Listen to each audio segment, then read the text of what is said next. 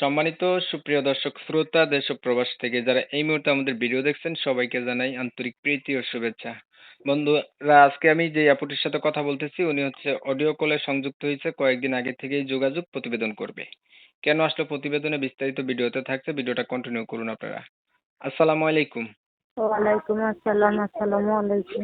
ওয়ালাইকুম আসসালাম, ভালো আছেন? জি আলহামদুলিল্লাহ ভালো আছি।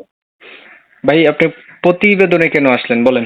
আমি প্রতিবেদনে আসছি ভাই, আমার মা মারা গেছে, আমার আব্বু মারা গেছে। এখন আমরা অনেক কষ্টে দিন যাপন করতেছি। একটা ছোট বোন আছে, তাকে নিয়ে খালার বাসায় থাকি আর কি। তো এখন প্রতিবেদনে খাওয়া এসে কি চাইতেছেন এটা বলেন। এখন আমি মনের মধ্যে একজন ভালো মানুষ চাইতেছি। আপনি আছেন কষ্টে, এখন আপনি চাইতেছেন মনের মতো মানুষ, এটা কি হইলো? যে আমাকে সারা জীবন ভালোবাসবে, আমার বোনের দায়িত্ব নিব। ও আচ্ছা, বুঝতে পারছি। আপনার হচ্ছে বাবা মা নাই, কেউ নাই, যেহেতু আপনি চাইতেছেন এমন একটা মানুষ যাতে আপনাদের দায়িত্ব নেয় বা আপনাকে বিয়ে শাদী করে আপনার ছোট জি বোনটারে নিজের জি বোনের মতো দেখে, এমন একটা মানুষ চান।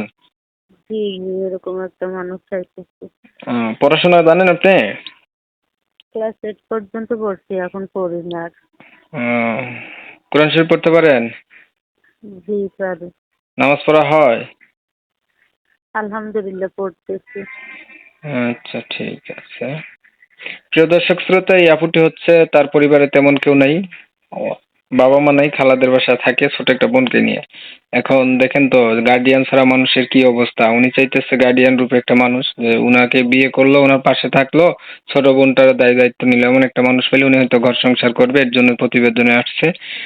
এর চাইতে বিস্তারিত কিছু যদি আপনারা জানতে চান তাহলে অবশ্যই আপুর সাথে আপনারা যোগাযোগ করবেন, নাম্বার ভিডিওতে আছে। আর ভিডিওটা যদি ভালো লেগে থাকে একটা লাইক দিবেন, একটা শেয়ার দিবেন, ইমো মেসেঞ্জারে ছড়াই দিবেন, আপনাদের মতামতগুলো কমেন্টে জানাই দিবেন। চ্যানেল যদি ভালো লাগে সাবস্ক্রাইব করতে ভুলবেন না। অনেক সময় নিয়ে ভিডিও দেখছেন, ধন্যবাদ সবাইকে। সবাই ভালো থাকবেন, সুস্থ থাকবেন, আল্লাহ হাফেজ।